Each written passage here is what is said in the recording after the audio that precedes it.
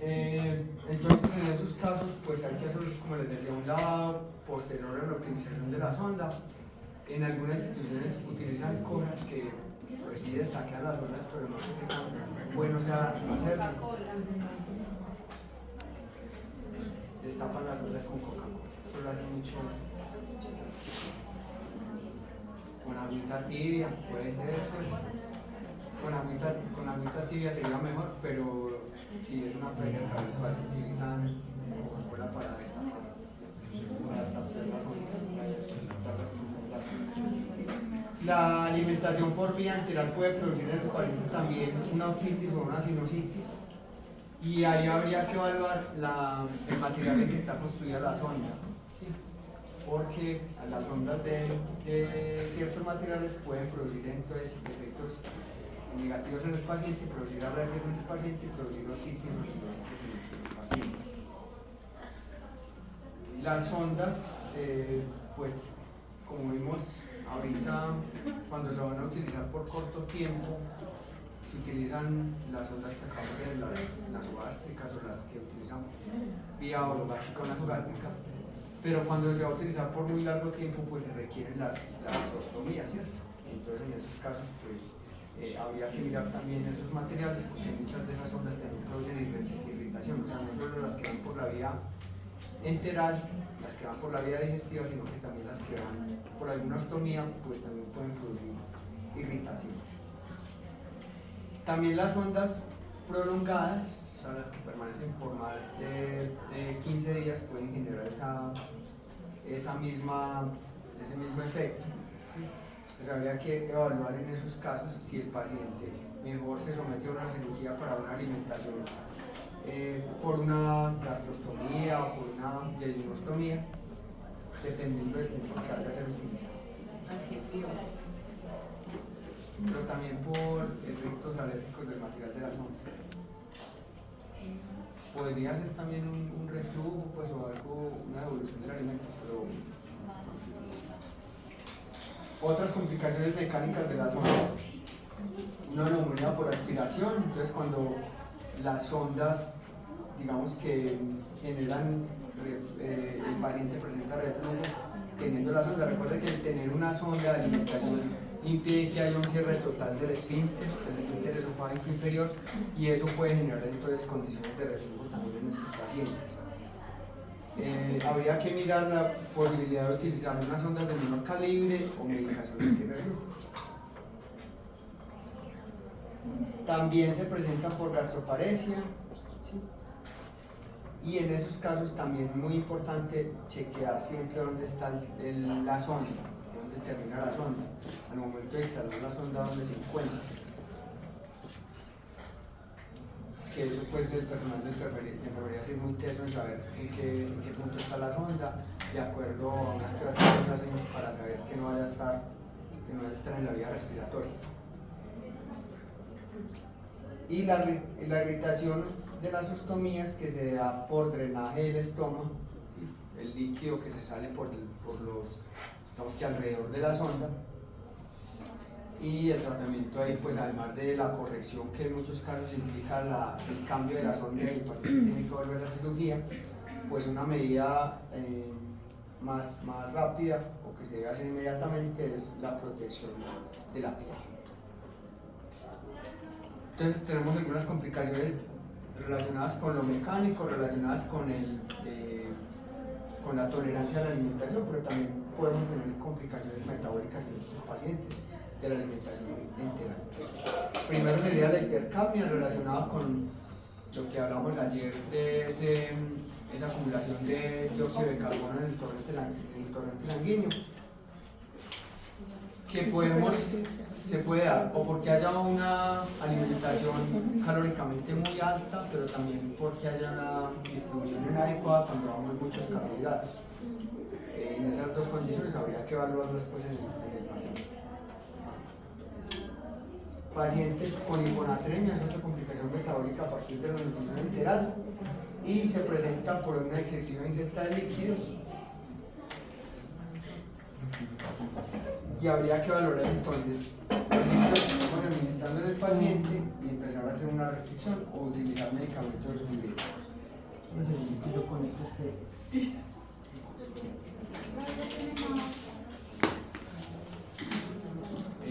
Sí, tiene más. Otra complicación es la sobrehidratación del paciente.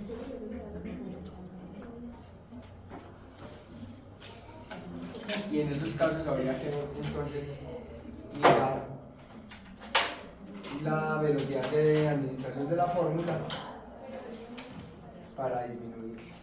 Podríamos también utilizar en algunos casos las bombas de infusión para poder controlar esa velocidad de administración de la fórmula. Espera que falta otra. La hiperglicemia, que se puede dar también por intolerancia a la glucosa y que se presenta entonces con la necesidad de evaluar las fórmulas que tengan menor cantidad de carbohidratos y las otras formas pues, de controlar la glicemia en caso de que el paciente requiera medicamentos, pues que ya sería con parte del equipo de preguntas.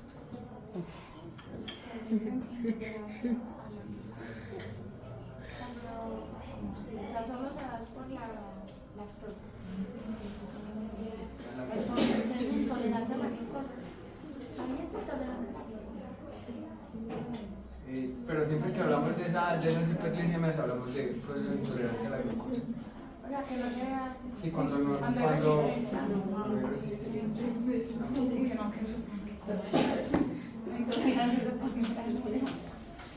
Hasta ahí dudas.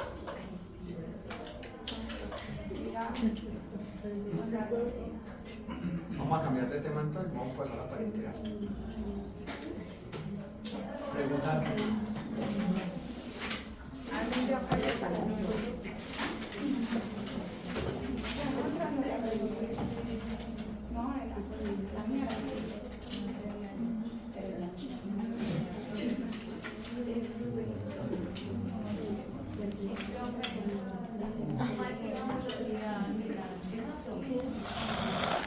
No, el caso de la sobrehidratación está la condición específica de la parenteral, la infusión a la vía venosa, directamente al torrente sanguíneo. El objetivo entonces es mantener la salud, mantener el crecimiento, cubrir las necesidades que no pueden ser cubiertas por otras vías, ni por la vía oral ni por la vía enteral. Hay dos tipos de nutrición parenteral, una que se llama la nutrición parenteral total, cuando solamente estamos dando nutrición parenteral, y ahorita vamos a ver que esa clasificación es importante también porque eso indica la vía de administración. La nutrición parenteral total solo la vamos a poner por una vía central, hacemos énfasis de qué se trata, y la nutrición parenteral parcial, que se trata de la nutrición parenteral que proporciona parte de los requerimientos del paciente, pero que la otra parte la vamos a dar por vía enteral. Es como una mixta.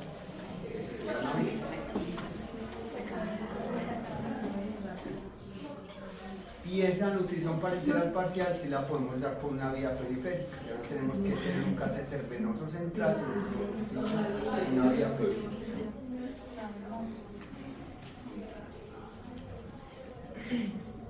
¿En qué momento se indica la nutrición parenteral? ¿O por qué se indica? ¿Para prevenir o para corregir los efectos de la malnutrición en pacientes que no pueden obtener sus requerimientos nutricionales o de aportes de kilocalorías y nutrientes por vía enteral o por vía oral? Y que además no los vayan a recibir entre 5 y 7 días. Si el paciente va a estar 5 días, no tolera adecuadamente la vía oral, tolera medianamente la vía enteral, con una sonda por ejemplo, el paciente no requeriría la parenteral, no porque no le aportemos nutrientes, sino porque es muy riesgoso llevarlo al quirófano para que eso le dure solamente 5 o 7 días. Entonces por eso se hace énfasis ahí de que la duración también es importante. Hay más riesgo en ese paciente si va al quirófano para una cosa que le va a durar 5 a 7 días que si se queda con una alimentación mínima, esos 5 a 7 días seguramente se va a bajar de peso, seguramente se va a presentar alteraciones nutricionales, pero digamos que no alcanza pues, a tener mayores consecuencias en ese paciente. No está indicada en pacientes con una función intestinal adecuada, no por periodos inferiores a una semana, por lo que les acabo de mencionar, y siempre se está pensando en que haya una transición, una alimentación que vaya digamos que evolucionando a una alimentación enteral. ¿En qué casos ya podríamos hablar de una alimentación enteral? Cuando se alcancen 2/3 partes de los requerimientos nutricionales. En ese momento se podría dejar de alimentar al paciente por la vía parenteral. ¿Por qué queremos sacarlo de la vía parenteral? ¿Por qué no esperamos que esté el 100%? Porque de todos modos todos los días hay riesgos en esos pacientes. Porque el catéter que alimenta a ese paciente va a la vía venosa y es pues cualquier dispositivo que pongamos a la vía venosa pues es un riesgo adicional para infecciones en ese paciente, para una infección generalizada por ejemplo que podría poner en peligro la vida del paciente. Entonces, entre menos tiempo tenga esa condición, cualquier catéter o cualquier infusión a la vía venosa pues es un riesgo adicional. Entonces, mientras menos tiempo lo tenga, pues mucho mejor. Lo que pasa es que no lo indicamos por menos de 5 a 7 días. Indicaciones a corto plazo en patologías digestivas. En esas enfermedades que aparecen ahí o en esas condiciones que aparecen ahí vamos a necesitar entonces o se va a indicar la nutrición parenteral por una intervención quirúrgica como las que aparecen ahí, por una mala absorción intestinal como las que aparecen ahí.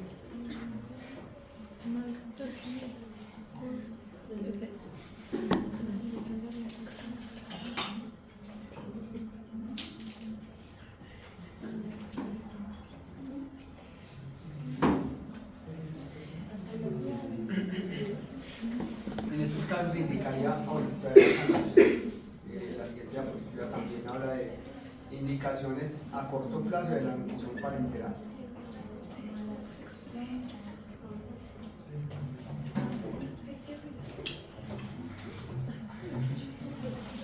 En estas otras condiciones también, cuando hay alteraciones de la motilidad intestinal importantes,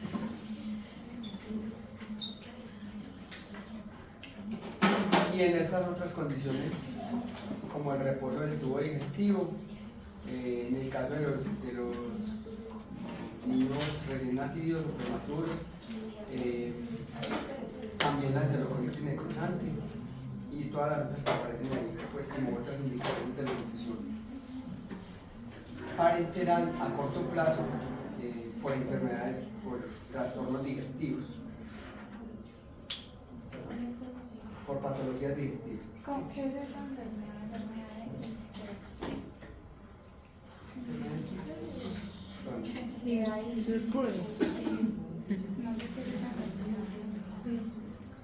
enfermedad que ahí aparece cuando no hay unas células nerviosas en los músculos de algunas partes del intestino grueso, entonces no hay inervación adecuada del intestino grueso y eso pues hace que se pierda la motilidad, se pierda la posibilidad de absorber agua en esa parte del intestino.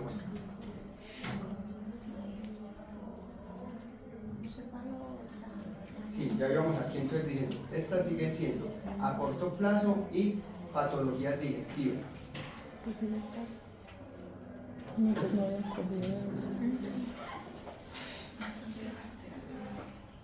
Pero también algunos pacientes van a requerir nutrición parenteral por otras patologías que no impliquen la vía digestiva, lo que decíamos ahorita, por ejemplo, el paciente con un trauma craneoencefálico severo, pues un paciente que seguramente va a requerir nutrición parenteral, pero ya les digo cuáles, estas pacientes. Paciente con desnutrición o con riesgo secundaria a otras patologías puede requerir nutrición parenteral. La gente con displasia, con todo lo que aparece ahí, que podría no necesariamente implicar una alteración de una patología de la vía digestiva, sino que son patologías extrañas.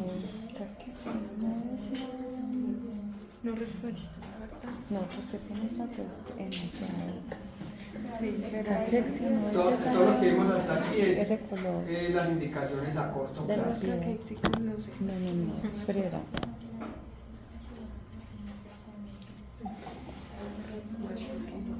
Y a largo plazo No, pero es que es tienen que ver cartear. más con esas dificultades Es para cartear. aprovechar los nutrientes, Se entonces, cartea. de que no logra tener una función digestiva adecuada, No, una hay más. función No, absortiva adecuada, es muy poco, pues va a requerir demasiado. más esta condición, porque no puede absorber adecuadamente los nutrientes, los tenemos que suplir por la vía parenteral. Entonces, el tratamiento intestinal como la pseudoobstrucción, la displasia, las enfermedades, todas las enfermedades intestinales que van a hacer que el paciente tenga lo que aparece ahí como un fracaso intestinal, unas malabsorciones que no permiten llenar los requerimientos del paciente.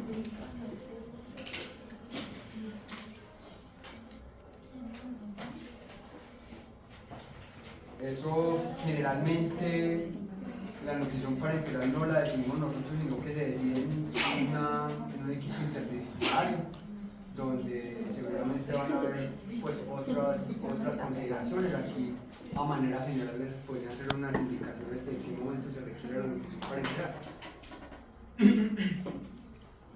Pasemos a las vías de acceso. Entonces, ahorita yo les decía que la nutrición parenteral total o la nutrición parenteral parcial, pues era importante esa clasificación para definir la vía de acceso. Entonces, las vías de acceso tenemos una nutrición parenteral que puede ser periférica o que puede ser central. Si es una nutrición parenteral total, va por vía central; si es una nutrición parenteral parcial, puede ir por vía periférica. ¿De qué depende? Ahorita les cuento. Es una vía, es una sonda que va desde, hemos dicho, que la punta va hasta una vena de mucho calibre, por ejemplo, en la entrada del corazón. Claro, todo hasta los zapatos empiezan a... Esperaría que se acordara. Hablamos de nutriciones parenterales centrales. Entonces, ¿de qué depende eso? Pues del tiempo previsto del tratamiento, de los requerimientos nutricionales del paciente. Entonces, por eso la parcial podría aportar parte de la alimentación del paciente de esos requerimientos y ajustar el resto con la nutrición por vía enteral. Las enfermedades de base, pues habrá algunas que requieren nutrición parenteral total por vía central, el estado nutricional del paciente y si hay accesos vasculares disponibles. Por ejemplo, un paciente con unas quemaduras generalizadas, donde es imposible utilizar una vía, cierta vía, pues habrá que utilizar la que tenga disponible en ese momento, ¿cierto?, para no agredir más la condición del paciente. Los accesos venosos periféricos, entonces, son esas vías periféricas, se sitúan en venas subcutáneas, son de corta duración. No podemos dar una osmolaridad mayor a la que aparece ahí, 600 a 800 miliosmoles en esas combinaciones de nutrición parenteral, y por eso se limita el aporte calórico, porque no podemos porque uno podría pensar pues, que por la vía periférica una cantidad de fórmula de mayor concentración, una cantidad de nutrición parenteral con mayor concentración podría suplir las necesidades del paciente. Pero esas nutriciones parenterales periféricas tienen unos límites por la osmolaridad que pueden manejar, porque como van directamente al torrente sanguíneo, pues se puede ver alterar entonces esa osmolaridad también de la sangre. De los líquidos que se van a poner, ¿cierto? Generalmente las nutriciones parenterales las preparan una central de mezclas, ¿cierto? Esos son los laboratorios que preparan las centrales de mezclas. Casi en ninguna institución de salud hay centrales de mezclas, porque es una unidad muy compleja, muy costosa. Entonces, ¿qué hacen la mayoría de los hospitales? Tienen centrales de mezclas que les brindan las nutriciones parenterales. Entonces usted llama a las 6 de la mañana o a las 7 de la mañana que pasa ronda, vea, mándeme una nutrición así, como la vamos a calcular ahorita. Y allá le contesta unos espacios tan limitados, digamos que son muy pocos. Habrán 2 o 3 en las grandes ciudades, habrán 2 o 3. Yo creo que aquí no hay. Yo creo que hay que pedir la Medellín, por ejemplo. Entonces uno que hace, se comunica ya y generalmente le contesta a alguien que sabe mucho de nutrición, pero que sabe también de mezclas de las nutriciones parenterales. Entonces usted le dice, necesito una fórmula así, y él le va a decir, venga, no le podemos echar todo eso porque se me va a precipitar la fórmula. ¿Sí? O no, pues le podemos echar el calcio en la misma combinación, sino que le tenemos que dar el calcio aparte. Entonces hay alguien que ya sabe de esa parte de esa parte química y te va a decir, pues, no estoy diciendo minimizando aquí el trabajo de ustedes, o el que hace la nutricionista en la unidad de cuidados intensivos, sino que esas fórmulas no se preparen en las mismas unidades, porque son fórmulas totalmente estériles. Imagínense esa fórmula llegando contaminada al torrente sanguíneo. Pues. No, matamos el Profe, paciente. y de las fórmulas Químicos farmacéuticos. químicos. Químicos farmacéuticos los que preparan eso, esas.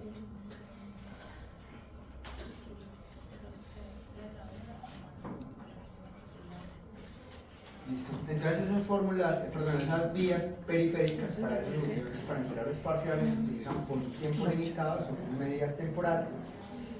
Cuando el requerimiento del paciente es bajo, o como decíamos ahorita, que se combina con la nutrición enteral, con el fin de dar los requerimientos totales del paciente combinándolo parenteral con el enteral. Esas serían las periféricas, las que aparecen ahí. Las vías centrales, los accesos venosos centrales, o vías centrales, es cuando la nutrición va a ser una nutrición parenteral total o completa. En esos casos requeriríamos una vía parenteral central. Y los catéteres son vías que se insertan de forma percutánea o por una disección quirúrgica, pero la punta de la sonda va a ir a una arteria, a una vena de mayor calibre. Se sitúa en la vena cava superior o en la vena cava inferior o próximo a la entrada de la aurícula. Entonces ya son unas arterias de mayor calibre que soportan una osmolaridad mayor por la cantidad o por el flujo sanguíneo que presenta al tener un mayor calibre. Estos pacientes, pues como ya vimos, por cualquiera de las dos condiciones, la vía de acceso debe ser puesta en el quirófano, entonces eso supone un riesgo adicional para el paciente y por eso tenemos que poner en una balanza la necesidad del paciente, el tiempo, el estado nutricional, el tiempo que va a recibir la alimentación por esa vía para definir si es parenteral, si es parenteral periférica, si es parenteral central o si más bien se soporta pues, el paciente esos pocos días sin alimentación o con una mínima alimentación vía enteral. Eso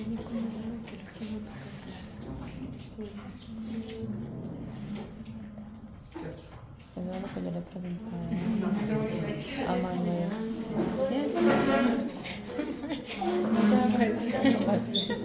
Es que yo le decía, uno como no se confunde entre Son las piel, 10:30. músculo y grasa. Vamos a correr pues porque Más. me están esperando. Mentira no, sino que de aquí para adelante. Eso ahí. El catéter PIN, sí, es Esto es grasa. Sí. Y el de las patas, eso también yo siempre diciéndole No, no me ha pasado. Listo. Eso es grasa. Siempre que se colocan en las vías centrales se confirma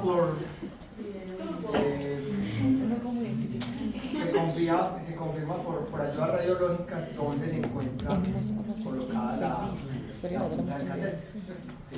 Es Se no lo necesario cojo. asegurar que esa vía se encuentra. Yo ya estoy mirando eso. Se no lo cojo. Ahí aparecen los Se lisa. Cuando se hace esto, mire por ejemplo la grasa. En cambio músculo. ¿Dónde tenemos? Voy a pasar, pues, porque igual esto es más de Mire la desde la parte pero yo puedo comer. Porque es que se le hizo del paciente, ¿dónde va a ir? Yo como todo esto así. No, sus músculos. con ceniza. Cuando la nutrición va a ser superior a 3 o 4 semanas, se utilizan ciertos tipos de catéteres mucho más especializados. Perdón, la arena. y dependiendo pues de las necesidades y las condiciones del paciente, pues van a requerir también unos diámetros de un catéter venoso central mayor. Sin embargo, los catéteres venosos centrales de menor calibre pues pueden minimizar el riesgo de lesión de las venas. Los catéteres pueden tener varias luces, entonces se utilizan también para la infusión de medicamentos. Entonces algunas de esas luces, aunque lo más adecuado es que se utilice solo para alimentación, por el riesgo que puede presentar de dañarse o de obstruirse o de presentar alguna otra alteración, entonces puede utilizarse para varias cosas, pero lo más recomendable es utilizar solo para alimentación. ¿Dudas hasta ahí? Pero no. Ya tenemos el paciente con la vía de acceso central, periférica, ya sabemos que esa vía central va por allá una arteria de mayor calibre y que soporta una hemorragia mayor. Entonces ya lo tenemos ahí con esa vía. Ahora sí, calculemos la fórmula para que se la podamos dar. Ahora sí trabajamos.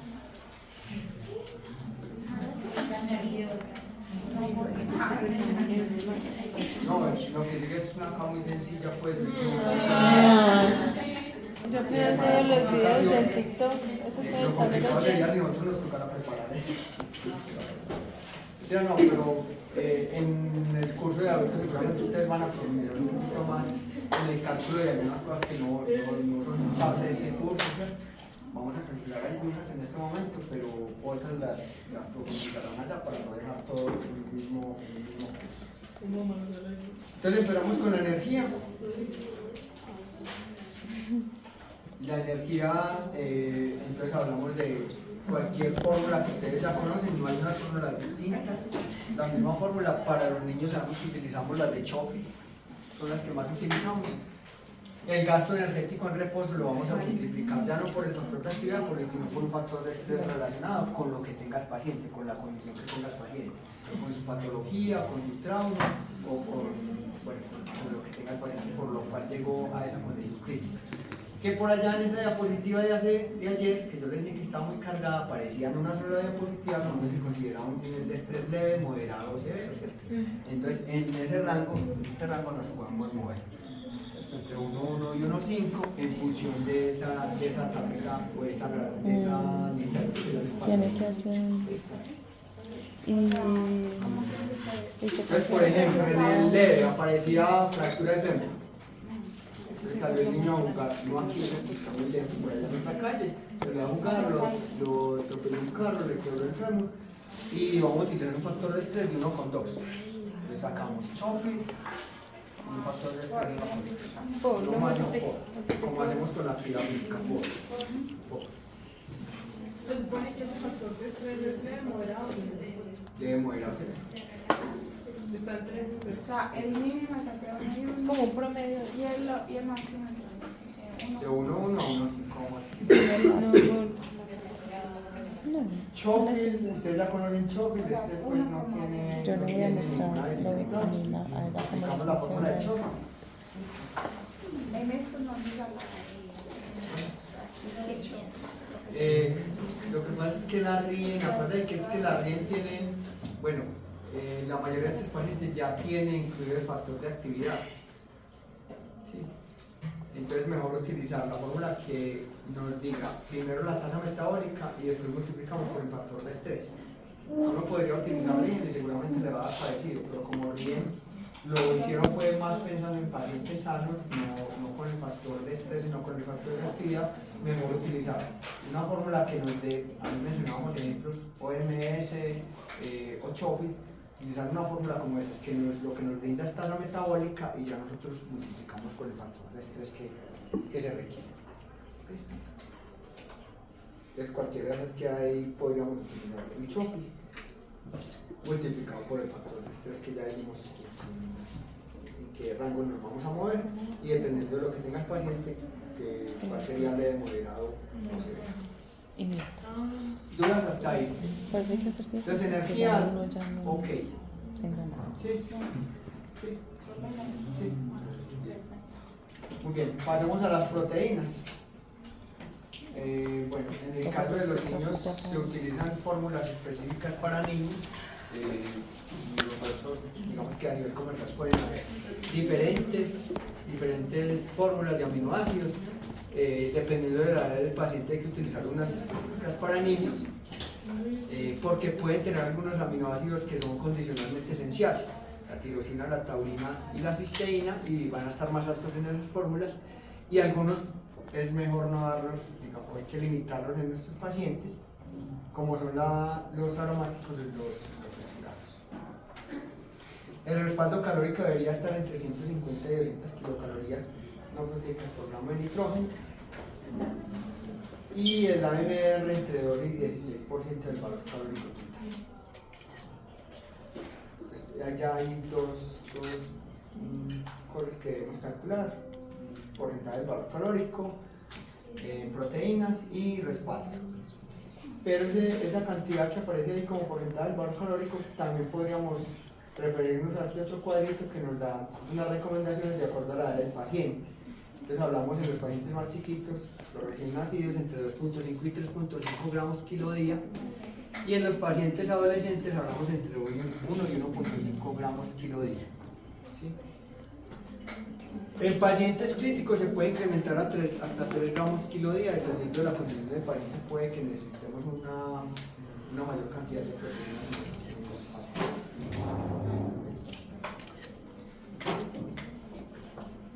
Dudas hasta ahí.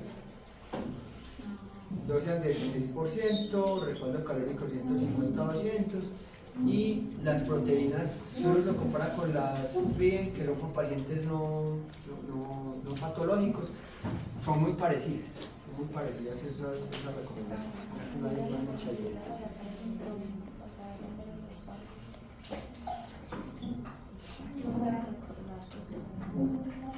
Pasamos a los lípidos. Ya tenemos calorías, proteínas. Los lípidos, vamos a sacar entonces los lípidos, la importancia de los lípidos por su densidad calórica, por el aporte de ácidos grasos esenciales, también son muy importantes. Es que yo Una broma importante es que lo aportan a la fórmula, entonces podríamos aumentar valor calórico de ese aporte al paciente sin aumentar la osmolaridad, que es una limitante para las nutriciones parenterales periféricas, por ejemplo. Sin embargo, pues no podemos excedernos en esa cantidad de lípidos, pero lo podríamos maximizar ese aporte calórico con mayor cantidad de lípidos hasta donde vamos a ver que se pueden dar. ¿Sí? Y también tiene una otra ventaja, y es que nos evitan los efectos negativos de la sobrecarga de glucosa. Ahorita habíamos dicho como los carbohidratos aumentan la necesidad de oxígeno, entonces eso podría hacer que el paciente tenga efectos negativos cuando damos más carbohidratos, específicamente más glucosa. Y eso entonces lo vamos a limitar los lípidos 25 al 40%, pero ponle un asterisco acá: valor calórico no proteico. ¿Listo? Del 25 al 40 del no proteico. Nosotros estamos acostumbrados más a calcular todos los macros con respecto a un 100%, o sea, contra el valor calórico total. En este caso vamos a hacer una diferenciación. Sacamos las proteínas y lo que nos queda de las proteínas es el valor calórico no proteico, ¿cierto? Ya las calculamos anteriormente. Le quitamos esas proteínas, quedamos con el valor calórico no proteico y lo vamos a dividir. 25, 40 las grasas, ¿cuánto nos quedan los carbohidratos? Ya pues uno adivinaría, como son solo dos. El restante. 60, 75. Pero el no proteico, acuérdese del no proteico. Son carbohidratos y lípidos. Entonces quitamos los carbohidratos, quitamos las proteínas y el resto es no proteico, entonces lo vamos a dividir de esa forma. Son carbohidratos y lípidos. La proteína máxima era el 16%.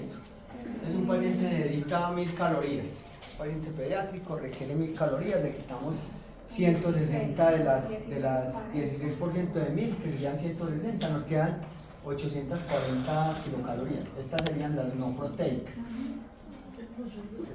Y esas no proteicas las vamos a dividir. 40, Pongámosle la mitad, 30 de grasas, ¿cierto? Y 70% de Carbohidratos. carbohidratos. ¿Por qué nos da más de lo que habíamos puesto como límite de 65 en los otros pacientes? Porque estamos hablando de las no proteicas. Entonces son 3 por 240, eso da mucho, 232, 252, y el resto estaría acá, que serían alrededor de 588 ¿Cuánto eran las calorías? 1000. kilocalorías. Le quedaron 840 porque le sacó el 16%. Sacó el 16% de Yo en el ejemplo que estaba poniendo allá 1000. Y el 100 lo reparte entre lípidos y carbohidratos. Entonces es el ejemplo, el paciente retiene un requerimiento de 1000 calorías. Listo. Este es el requerimiento total porque ya saqué tasa metabólica por Schofield y lo multipliqué por el factor de actividad. 1000 calorías que incluyen Schofield más por el factor de estrés. factor de estrés, listo. Y de ahí saqué que necesitaba 1000 calorías. Decidí que le iba a dar el 16% en proteínas, porque en la anterior diapositiva dijimos el 16% se lo voy a dar en proteínas. Y eso implica que le voy a dar 160 kilocalorías. ¿Cuántas me quedan de esas 1000? Me quedan 840. Y en 840 las voy a dividir así.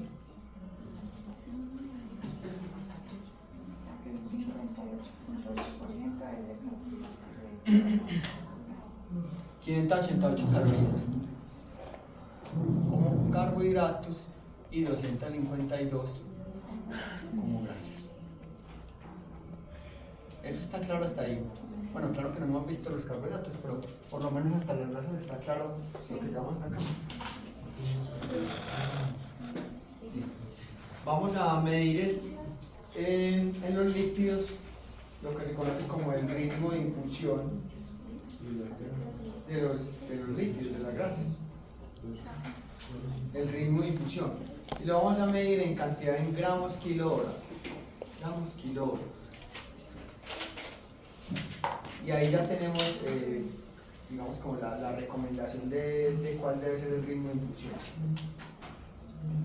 Calculemos en este paciente, en este ejemplo aquí. Entonces, ritmo de infusión, bueno, me faltó calcular arriba el respaldo calórico. Eso no lo calculamos, ahorita lo calculamos. Ritmo de infusión de las grasas.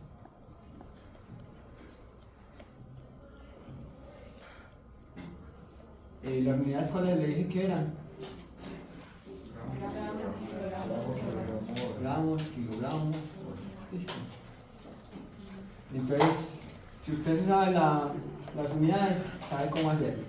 Gramos de grasa. 252 y...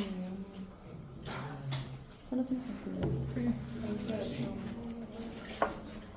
Son estas 252 calorías. 28. Bien. En algunos textos les va a aparecer que en nutrición parenteral las grasas se cuentan por 10. Pero ya no por las, sino 10. Ah, no, 9. En algunos otros aparece por 9. Entonces, mira con qué trabajo. 9. Aquí lo estamos haciendo con 9. Sigamos haciendo con 9. Pero si en alguna parte nos aparece con 10, no se asusten que eso también. Vea, Lady, 252 dividido 9. Entonces tenemos 28 gramos de grasa. ¿Cuántos kilos pesa este paciente? Ah, no lo dijimos. ¿Cómo así quedó? Porque esas eran las kilocalorías de las grasas, ¿no se acuerdan? Vamos que pese 8 kilos. Sí. Bueno, 8 puntos. Ritmo de infusión. Listo. ritmo de ¿Y infusión. cuántas horas tiene un día? 24. 24. ¿Cuánto le da eso? Profe, ¿puede volver a explicarlo un pasito? Entonces, las unidades del ritmo de infusión de las grasas, gramos, kilogramo, hora. Entonces, gramos se refiere a cuántos gramos de grasa le voy a dar al paciente de líquidos. Kilogramos que pesa el paciente. Sabemos cuánto dividimos las porque calorías. ya sabemos los calorías.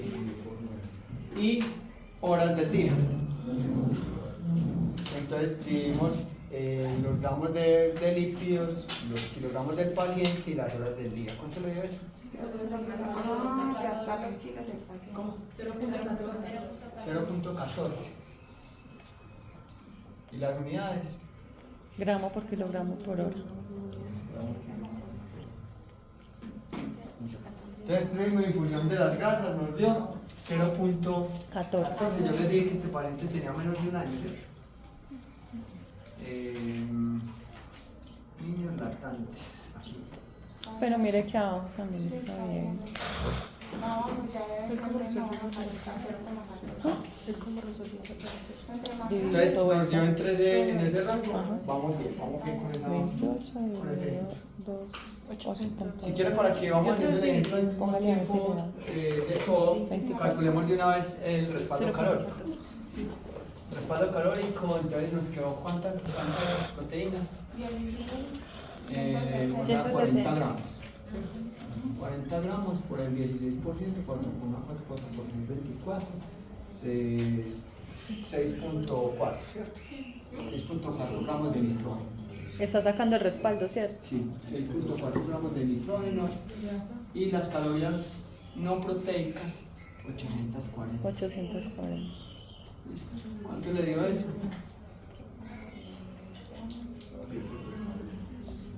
100. Sí, punto 25.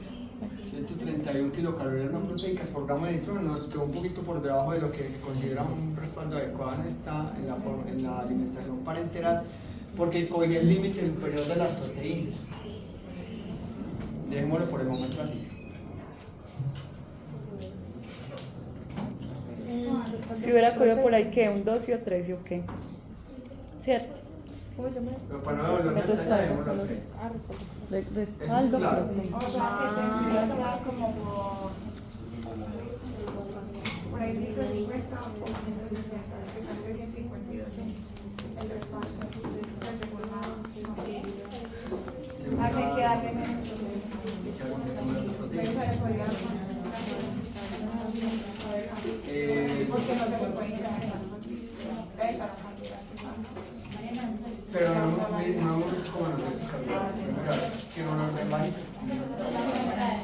No, pero Tú vas hasta ahí. como son 1000 calorías, es el 50, prácticamente 59%. No, pero es que esos son los no. Ah, bueno. Pero en los no proteicas, ¿cuánto es?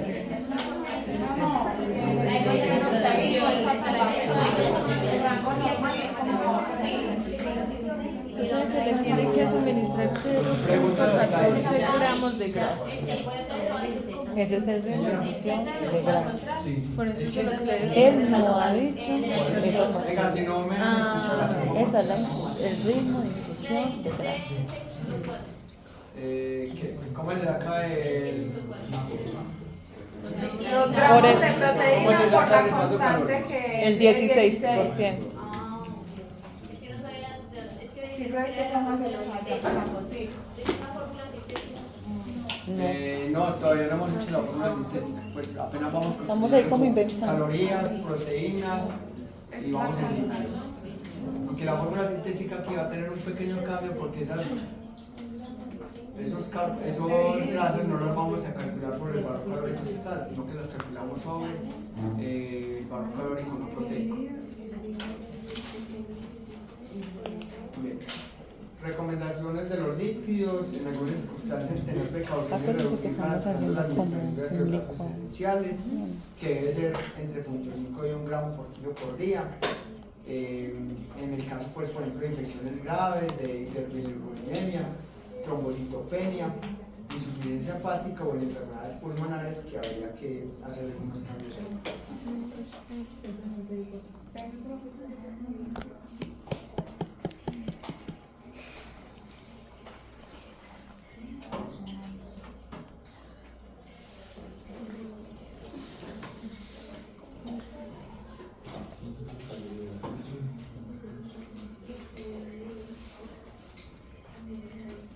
Muy bien. Lípidos, entonces quedamos claros. Ritmo de infusión de lípidos, ya sabemos cómo lo sacamos. Carbohidratos. Solamente se utiliza la dextrosa, es el único carbohidrato que se utiliza. Y también hay un cambio ahí, y es que nos va a aportar ya no las 4 kilocalorías por gramo, sino que nos va a aportar 3.4 kilocalorías por gramo. Ya, vamos a aportar 3.4 kilocalorías por gramo de... Pero entonces ese sí no es a criterio, sino que sí o sí es 3.4. El otro Profe, ¿y sí eso puede por ser qué? 9 o 10. ¿Por qué le baja? Porque como no hay trabajo digestivo, eso cambia. Eso se absorbe distinto, genera cantidades de energía distintas. Entonces vamos a utilizar 3.4, recordar que es el que más se aporta a la osmolaridad, y en estos pacientes eso es muy importante para acceder a la osmolaridad, porque entonces eso nos implica la vía, nos implica la cantidad de nutrientes que podemos aportar. Y luego de calcular la cantidad de carbohidratos, vamos a calcular lo que se conoce como ritmo de infusión de los carbohidratos, que también se conoce como velocidad de oxidación, o también se conoce como... Este es por minuto. Y Por miligramos. Y miligramos. que se conoce también como velocidad de oxidación de los carbohidratos.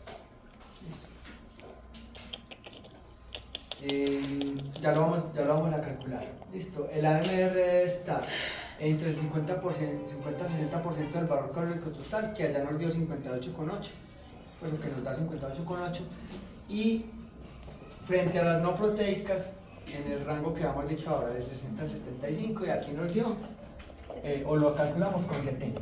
Listo, entonces está este rango que tenemos. En algunos pacientes, en la mayoría de ellos, hay que hacer aportes progresivos de los carbohidratos para prevenir las hiperglicemias, que ya dijimos pues, que tiene complicaciones en el paciente cuando se presenta una gran cantidad de carbohidratos. Calculemos de una vez entonces, ya sabemos la cantidad de carbohidratos, no, la tenemos aquí, ¿cierto? Pero calculemos, las grasas cuánto nos dieron ahorita en cantidad, 28, voy a poner por aquí, 28 gramos. Calculemos esto en gramos, ¿cuánto es? 147. No, vuelvo a hacer. Dividido 3.4. Sí. Ah, dividido por 170. No, pues que quedamos que era 3.4. Bajaba 3.4. Sería 160. 173, sí. Entonces, miremos el ritmo de infusión de los carbohidratos, también se llama así, también se llama así, flujo metabólico. No, Porque él dijo que cada más. Sí. Y ese es Entonces el flujo metabólico sería miligramos kilómetro.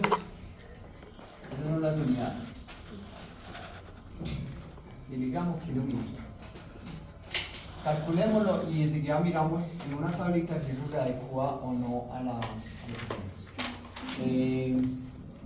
Pues miligramos de dextrosa que vamos a utilizar, si estos son gramos, los miligramos serían 173.000, ¿cierto? ¿Cuántos kilos pesa el paciente? 8.2. ¿Cuántos minutos tiene un día? 24 por 60. 1440. Diga eso, por favor. Es verdad que la dextrosa siempre no aporta mucho por gramo 4 calorías, entonces 3.4. Entonces estamos en lo que es 14.6, profe. ¿Segura? Ah, yo no sé si creo. Sí, de ahí. Aunque se lo va a aproximar de a 15. Pues si lo quiere aproximar a 15. 15. Nadie lo hace porque está muy alto. Bueno, miligramos por kilogramo por Bueno, miligramo. pero enseguida lo verificamos en la tablita. Muy bien. Siguiendo con los carbohidratos, que vamos debiendo ya evaluar ese cómo está. Bueno. Evaluar el uso de insulina en estos pacientes cuando se presenten casos de hiperglicemia. En algunos pacientes, bueno, los pacientes pediátricos difícilmente vamos a requerir insulina, pero puede que en algunos de ellos sí lo necesitemos. La capacidad oxidativa, que también se conoce como flujo metabólico o ritmo de infusión de los carbohidratos, no debe pasar en recién nacidos 12.5 miligramos kilo minuto. Aquí se nos va hasta 14.6, yo creo que nos va a tocar devolvernos, pero dígame. En pacientes críticos el ritmo de infusión puede tener que limitarse a 5 miligramos kilo minuto. Eso va a estar alto. La concentración de los carbohidratos en la parenteral por vía periférica no debe sobrepasar el 10 al 12%. Eso pues ya es la forma como viene la destroza al 10, destroza, bueno, entonces por la vía periférica no debe sobrepasar el 10 al 12%. Por la vía central sí puede tener un aporte distinto. Otras condiciones de los carbohidratos, otras cosas a tener en cuenta. En los pacientes pretérmino pueden tener más riesgo de hipo y hiperglicemias. Entonces hay que hacerlo de forma mucho más lenta, mucho más controlada el aporte de los carbohidratos. Y en el caso de aportes excesivos, el riesgo se presenta con hiperglicemias, con diuresis osmótica, con aumento de la producción de CO2, por lo que ya hemos mencionado antes del QR de los carbohidratos, corriente respiratoria de los carbohidratos. Se puede dar también retención hídrica, que puede inducir la insuficiencia respiratoria en pacientes con función pulmonar comprometida. Se puede presentar esteatosis y alteración de la función hepática y aumento del riesgo de infección. Hasta ahí estamos claros. Velocidad de infusión o flujo metabólico. ¿Qué debería ser? Ese paciente que tenemos allá es de un año, ¿cierto? Yo les dije que tenía como un año. Sí. Entonces, está aquí. Miligramo kilo minuto, de 11 a 12. Dio un poquito Y nos más. dio más. Entonces yo sé que estaba muy alto. Está alto ese ritmo de infusión de los carbohidratos. Nos toca devolvernos, ponerle Ven mala de pronto más grasita. Ponerle más grasita para disminuir ese ritmo de infusión. Lo habíamos puesto en un 30. ¿Y en qué rango estaba? Creo que el 25 al 40. Se le hubiera puesto 40 y 65 de carbohidratos. 40, De 60. proteínas. No, voy a cambiar los carbohidratos grasa, lo voy a modificar. Y puede Voy a dejar las proteínas sólidas. Bueno, también le podría rebajar para que el respaldo calórico mejore. Bajarlo a un 14 y aumentar un poquito más grasas. Y bajarle carbohidratos. ¿Dudas hasta ahí? Todo check. Tenemos unos minutos para acabar este tema. Bueno, Si tenemos una cita, la hacemos con una paciente. si me da la cita, profesora.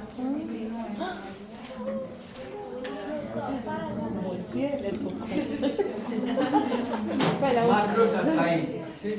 Energía y macros hasta ahí. Vamos, claro. Miremos algunas otras condiciones de los micro, de los electrolitos, de los líquidos. Algunos de ellos simplemente les voy a mostrar cuál es la referencia porque no los tenemos que calcular, sino que hay unas tablas de referencia. Usted dice esto, de tal vitamina, no hay que hacer ningún cálculo. Hay otros que hay que calcular de acuerdo al peso del paciente, entonces no los vamos a hacer. Líquidos electrolitos, tener en cuenta la edad, tener en cuenta el peso del paciente, el estado de hidratación del paciente, las enfermedades de base y condiciones, por ejemplo, como la presencia de fiebre, vómito, diarrea, que pueden hacer que el paciente requiera más líquidos y electrolitos, o la insuficiencia renal, o los edemas que pueden hacer que el paciente requiera menos líquidos. Listo. Ya vamos a calcular también líquidos. Lo calculamos por una fórmula que se conoce como la fórmula de Poisson o la fórmula de 4. No, aquí con él. ¿Qué cosa vamos a hallar con fórmula propia? Que nada. Dudas hasta aquí.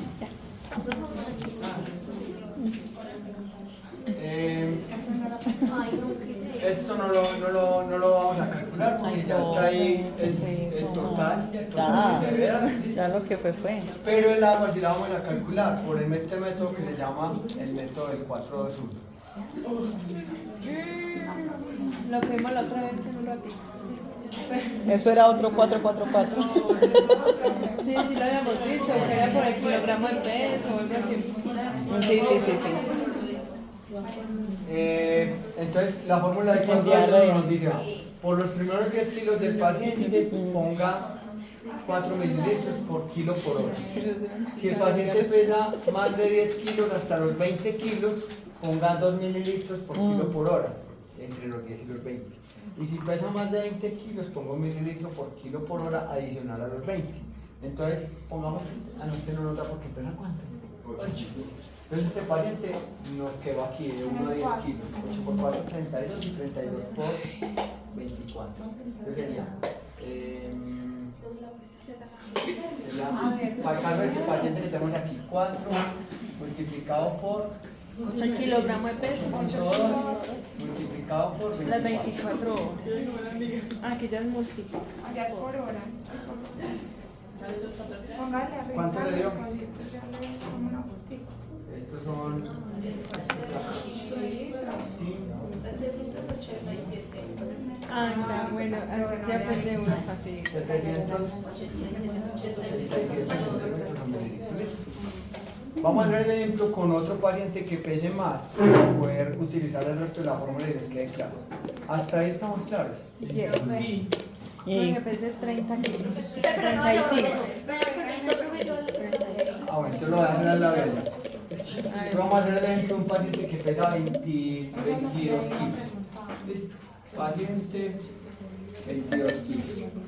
¿Qué hacemos? Los primeros 10 kilos los ponemos aquí. Vamos, recuerden que estoy para este lado. 10 por 4 4, por 10 40.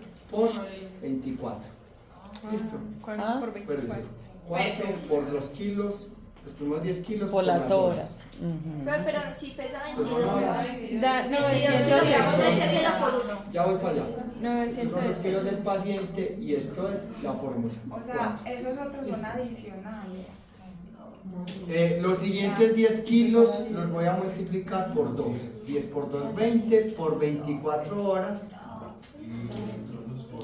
Profe, vea el 10, primero 20 kilos del paciente. ¿Cuánto pesa? 20. 22. Nos quedaron 2 aquí, listo. Va a quedar lo mismo. Esto va a ser fijo siempre, este 24. Esto es fijo siempre, 4, 2, 1. Y este es el que cambia. 10, 10 y el resto. Profe, y el adulto,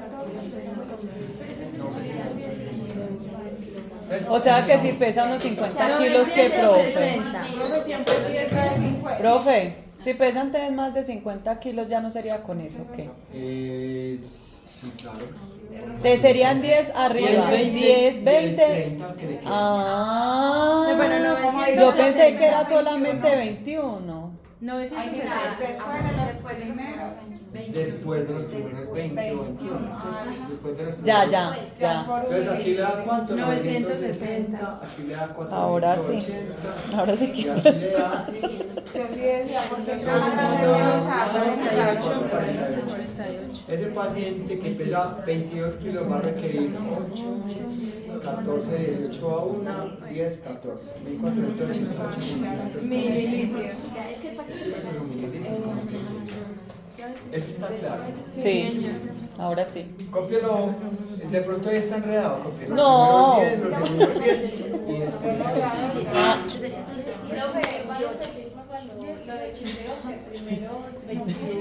desde que. Es escrito. No me puedo repetir desde las 8 de la mañana. O sea, aquí 10. Se te la sacó del estadio. Pero si fuera que era pequeño, Es 20 y el resto son 30. Y eso le pasa en la ese bloqueo. Ah, ya. No, en todos los pacientes lo vamos a hacer. Lo acabamos de hacer con un paciente que pesa 8 kilos. Estamos haciendo con un paciente que pesa 22 kilos.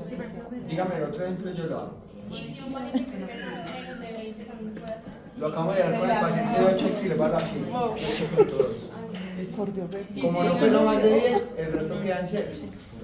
Profe, para confirmar, entonces, a ver, entendí. Si esos son los técnicos, entonces si el paciente pesa 18, solo utilizaríamos el 4 y el 2.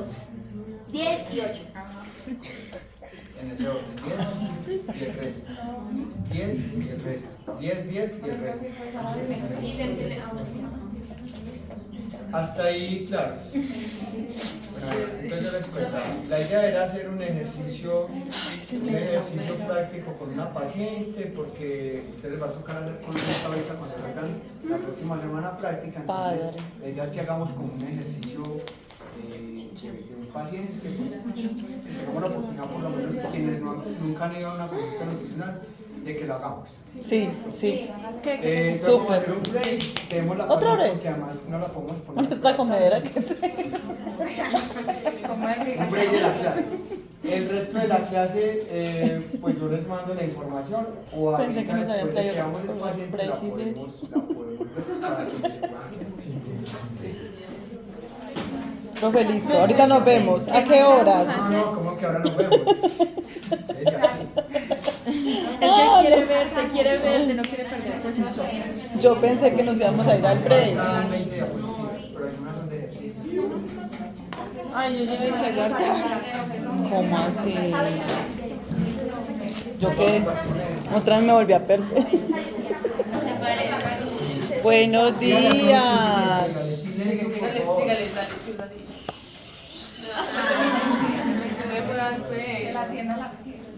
Bueno, Un segundito, Antonella, ya voy. la sillita. ¿Está la sillita? La sillita. Ya voy para Un hombrecito que nos traiga una sillita. Ricardo, me ayuda con una mezcla, tráeme unas fotos. Ricardo. Un hombrecito.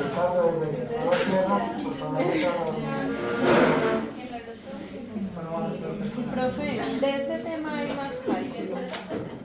De este tema más cálculos.